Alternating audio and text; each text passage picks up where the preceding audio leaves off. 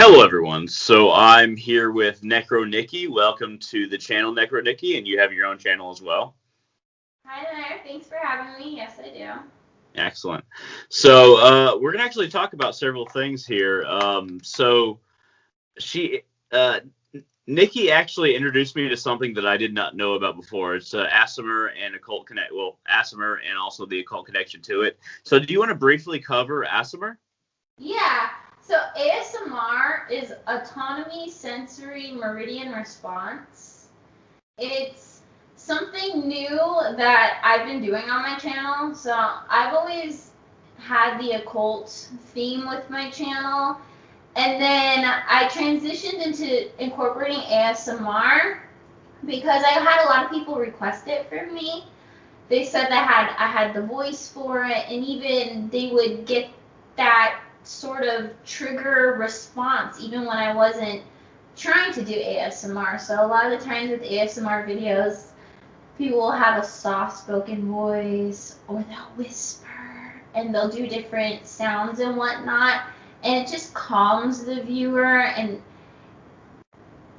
the more I've done it, the more I realize that I actually like watching ASMR videos now. I watch them before I go to sleep, and they'll have just either one example is a beach, so I'm just hearing the waves, and it really just sets the mood and changes energy. And what's crazy is when I've been watching other ASMR artists do what they do, it's magical to me, and a lot of the times it is, because there's some Reiki practitioners who do ASMR, and then there are some ASMR artists do a lot of role play, so they'll do a role play as a witch where they're not really a witch in real life, but they do that. So there are real witches who do ASMR, which is me. I'm a real witch.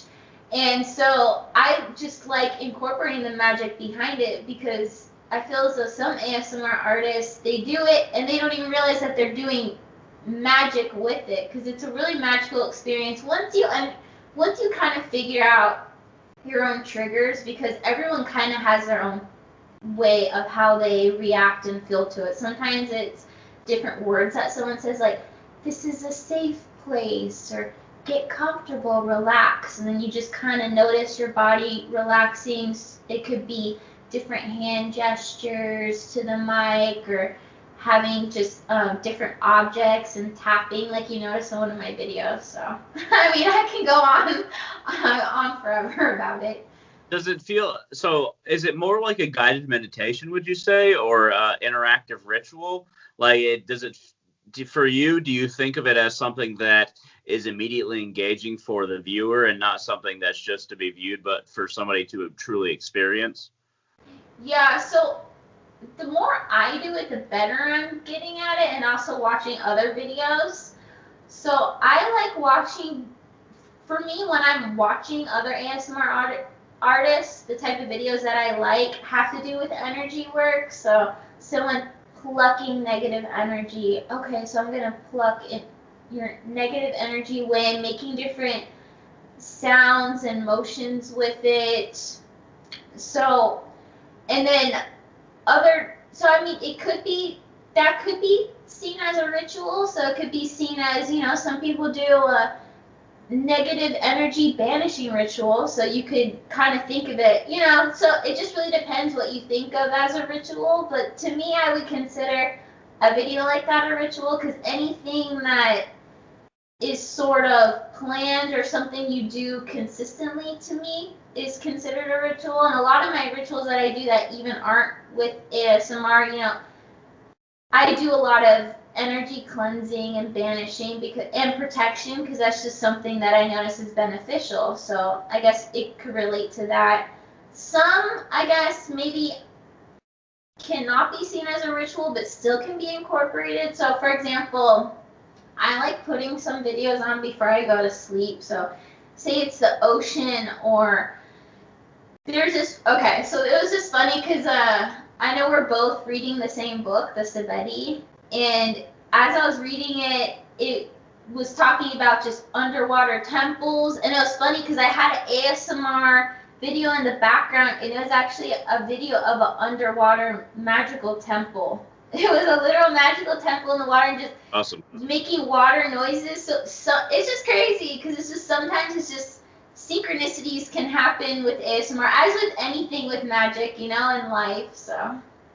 Yeah, so like the occult connection to things like this. So a lot of the time people think that rituals are just reciting something or just doing certain movements, but I think that adding experience, adding sensory experience to a ritual, something that either invokes within us or brings forth our sensory capabilities, makes a ritual that much more powerful. Do you think that that is true?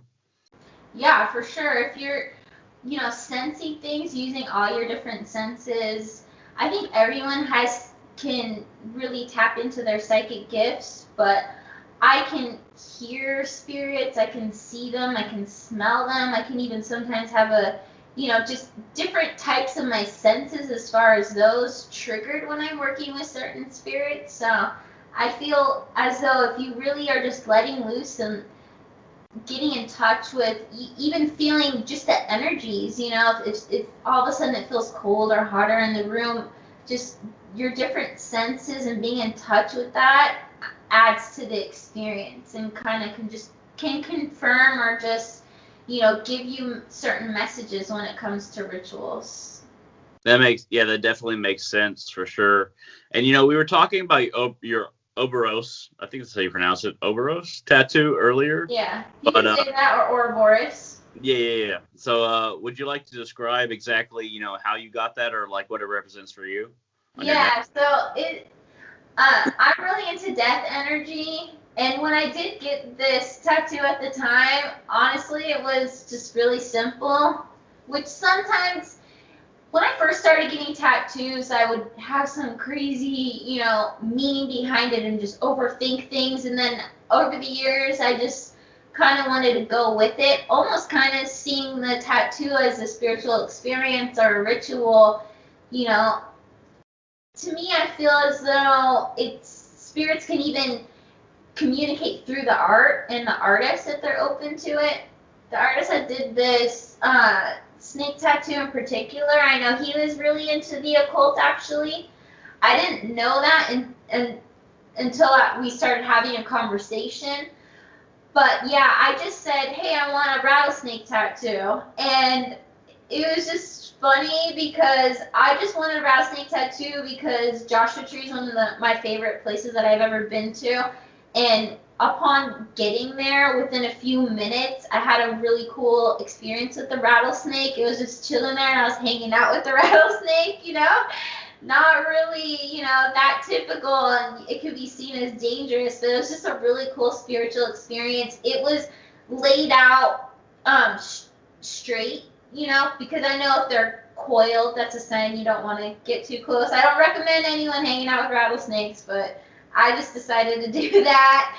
And so it was just because of that experience, I always wanted to get a rattlesnake tattoo, and that's why. And I told the artist, I said, I want something shocking.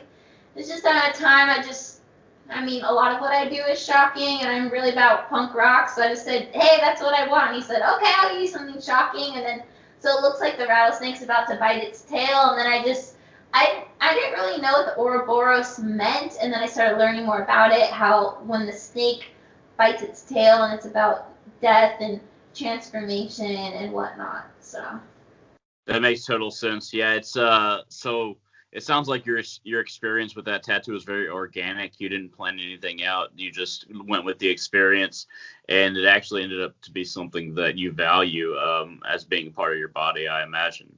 Correct? Yeah, it's one of my favorite tattoos. I didn't even pick the colors. I just said, and he ended up, orange is one of my favorite colors, and there's a lot of orange in it. I just remember being like, it's perfect, and he was just so, he was in shock that I was in love with it so much, but he was actually more in shock because I didn't move. I like getting tattoos and I like pain, but he was literally like, Nikki, you didn't move. Like, he was pretty much yelling at me. I was thinking, like, step back, you know, but he said that like 7 times. Like, after the tattoo was done, he's like, you don't understand. Even when I was shading and going over, you did not move once during the whole tattoo. I just tied your neck.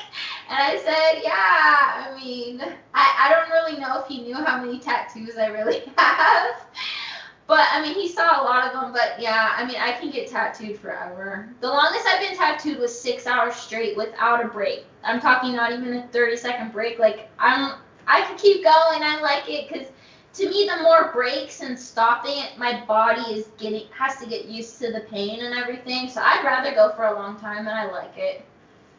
I would say that's literally the most dangerous part of your body to get tattooed, because if that jugular is pierced, you will bleed out. Like it's awesome. Oh yeah.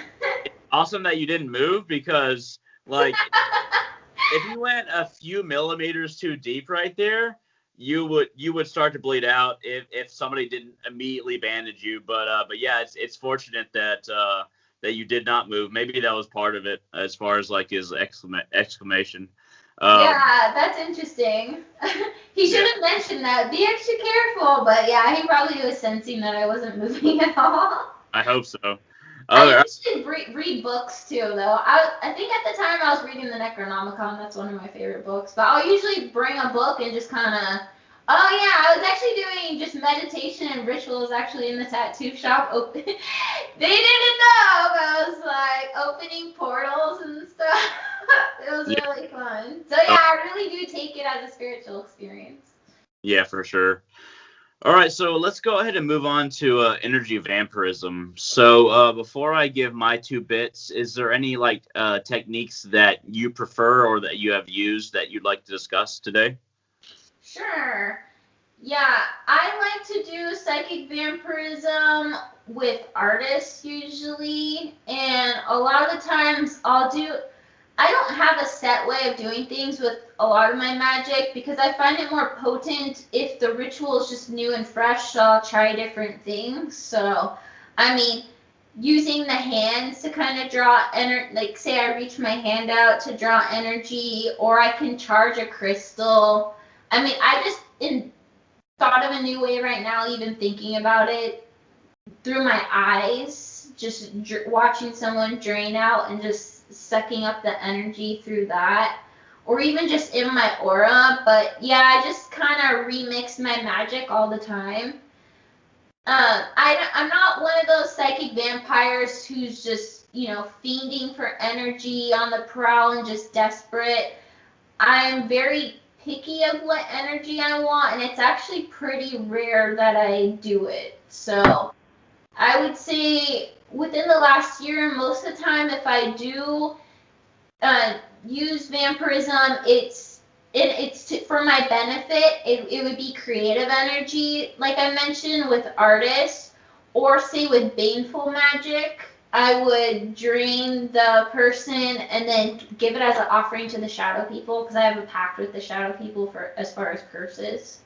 Not curse happy, but that is one form of baneful magic that I like to do. If I am going to do it, might as well go all in and drain the person, their energy. For sure. And, we talked about briefly sanguine vampires who need the blood, and we talked about energy vampires before this conversation. But when it comes to my own vampiric techniques, it very much has to do with energy. I mean, I have drank blood before, but really I can do energetic vampiric techniques much more effectively. So a lot of the time people will leave energy around them, as we spoke about before, when in the form of life energy that they just leave behind by accident. Then it's easy for me to scoop it up and basically invigorate myself. But also, it's very easy if somebody really pisses me off to extend those energetic tentacles and go to a certain part of their spine in order to retract and draw in that energy. So I definitely know how to do those things. I don't do them very often, but I will say that these vampiric energy techniques are very potent, and everybody has to be very careful when using them and when practicing them. So just understand that they can give you a lot, but at the same time, think of the risk when you're using them. Would you agree with that? Yeah, because like I said, I'm picky on who I want to vampirize.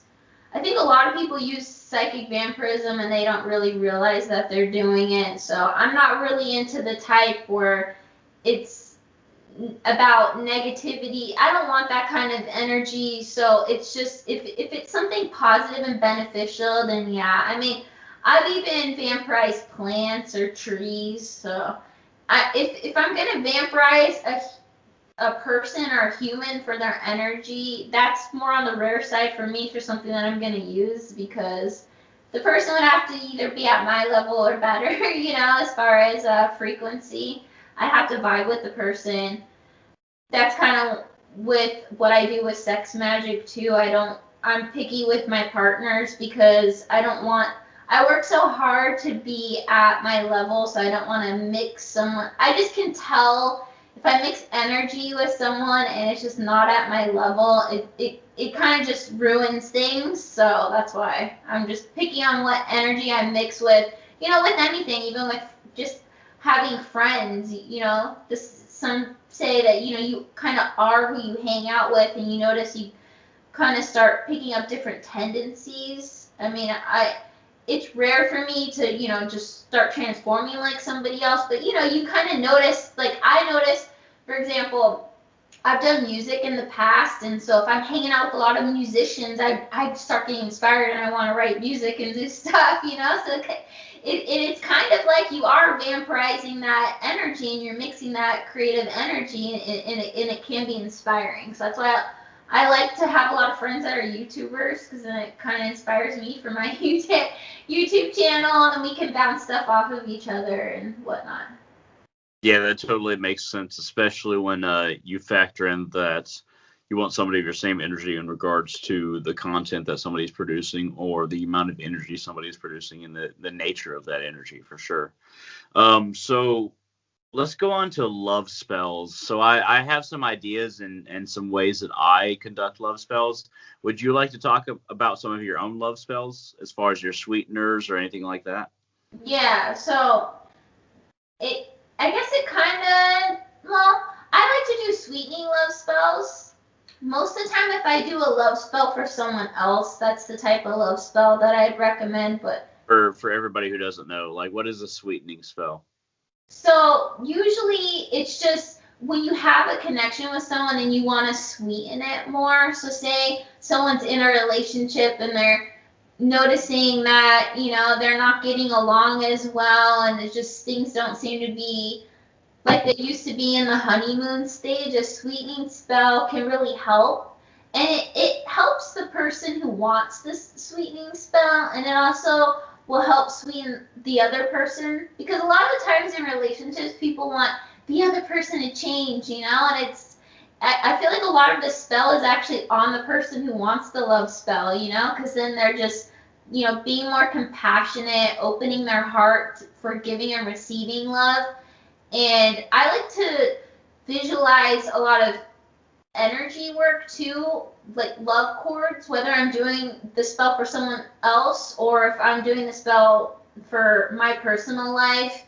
And I've used Archangel Michael actually quite a bit, and just different vortexes and colors and energy. I get creative with it, but as far as doing love spells for other people, I usually recommend that one, because what most people don't understand that don't do magic themselves is you're not just gonna have anyone fall in love with you. It's just, but if you already have that solid connection, someone already likes you and you already like that person, you're already dating and you want to sweeten things up, and you already have that love energy cord, that's pretty an easy love spell to do. Excellent. Yeah, that makes a lot of sense. And yeah, I think a lot of people underestimate exactly what a love spell is. A lot of people think that, oh, okay, you're doing this love spell for me. That means that this person is going to fall for me completely and I don't have to do anything else. And that they'll just be my love slave or something like that. I've encountered people like this. Like, it's not how it works. That's really not how it works. But people hope for that, and it kind of betrays their nature. So a lot of the love spells that I have are in regards to talismans. So I've created love bottles before. I've created love candles. But the different herbs that go into a candle or go into a bottle are very much herbs that are spicy, but not too spicy, like cinnamon, like something like rhubarb, something like certain kinds of sage. If you grind these all up together, put it in a bottle, and place a sigil that you have created yourself for that particular purpose in the bottle, and perhaps make a little bit of an offering to the herbs within it of a little bit of alcohol, and then plug that bottle and perhaps wrap the words of intention, the words that kind of describe what you want. You wrap that around the bottle, and then you place that bottle on your property. It's very much like a talisman. You place that bottle on your property, or you place it somewhere where you want this to be drawn, and that can be very effective as well. A lot of what I do is talisman oriented, but also spell oriented. So I think that both those ideas can cooperate very well. Does that make sense? Yeah, absolutely. And sometimes I use a bunch of ingredients, like you mentioned, different spices and sweet ingredients. And then sometimes I won't use any ingredients at all. I'll just do an intense, meditation and visualization with the energy. So it really just depends. But sometimes it's good to use ingredients because it just helps just add more intention into it, The last time I did a love spell for someone, I did use ingredients. I typically do. I don't really have to, but I guess I do for the most part because I almost feel like that's kind of what they would want, thinking of a spell. But, I guess it shouldn't really matter. But a lot of the times, say I'm doing love magic for myself in my personal life, most of the time I don't use ingredients. I just do extreme meditation and ritual focus with energy work. That makes a lot of sense. So when it comes to, so a lot of people have misinterpretations of what sex magic is. So what is just vaguely sex magic to you, like overall? Like, is it something that you do during sex, or is it something that you do in regards to what is produced or beforehand? What is sex magic for you? Okay, I guess it could be all of the above. So there's a bunch of different scenarios I can think of. I'm a cam model, so sometimes I use lust and sex magic to where if someone's giving me their energy, I can use that. It really just kind of depends on what I'm doing, if I want to use the energy for something or to charge it. But to be honest, most of the time when I do sex magic, it's just me by myself and then just using my own energy as an offering to a spirit. And sometimes I can think about it beforehand, think about what I want to manifest. I've also done it with partners if I'm dating someone who's into that sort of thing, and even to the point where I've gotten possessed or the other person's gotten possessed, or we both have gotten possessed, or we're just offering each of our energy to either the same entity or different entities. So, and it could be either with both people physically being together or even on a video call. So it's just kind of, there's so many different ways that I've done it. I don't really see it as just one type of way. Yeah, I completely agree. So I guess the simplest way is like if both partners climax, but they remain intertwined, and they merge both their emotional body, their mental body, and hopefully their souls while they remain intertwined, while those fluids are mixing. And if they remain in that state for a certain amount of time or for as long as possible, then there is that sharing of consciousness on all levels, all forms. So whether it be emotional, mental, astral, and physical, when you have all of those forms melding into two people becoming one, then that is it's a baseline for sex magic for sure. If you want to accomplish other things, then that's definitely something you can build off of. But does that sound like a good baseline for sex magic? Yeah, and another way that I've realized that I've used it as well is even if the other person I know isn't spiritual, knowing upon when they're going to release their energy, I've actually used that as offering to spirits as well. Yeah, I've definitely heard of that being done, and that makes a lot of sense for sure, especially since spirits are the ones that lack the bodies that can produce certain things. So in closing here, would you like to talk about your channel, what you've been doing recently, and perhaps just talk about yourself in general when it comes to people contacting you or finding your material? Yeah, absolutely. You can find me on YouTube, Necro Nicki. Hopefully, if you want to, you could put it down in the description, my channel. I also recommend my Instagram. I often post stories on there as well. And on my YouTube channel, it is occult themed, and I've also been doing ASMR with it. So just using the magic of relaxation and just triggering different senses. I feel as it's a unique twist to both communities that I'm connecting. So whereas before I was more can't talk. I was more focused on the occult community, and then now I'm mixing in the ASMR community. So I know some people do ASMR type magic in some ways, but I feel as though mine is a little more unique because it's on the darker side of magic, even though I consider myself balanced. But I consider myself balanced because I'm cool with using dark and light magic. That makes complete sense. Hey, I just want to say thank you very much, Nikki, for joining me. We'll talk, after the video, but also thank you all for watching this video. If you can say bye, Nikki, if you wish. Bye. Thank you. Thanks for having me. Bye, everybody. We hope you all enjoyed, and we hope to see all of y'all on our channels in the future.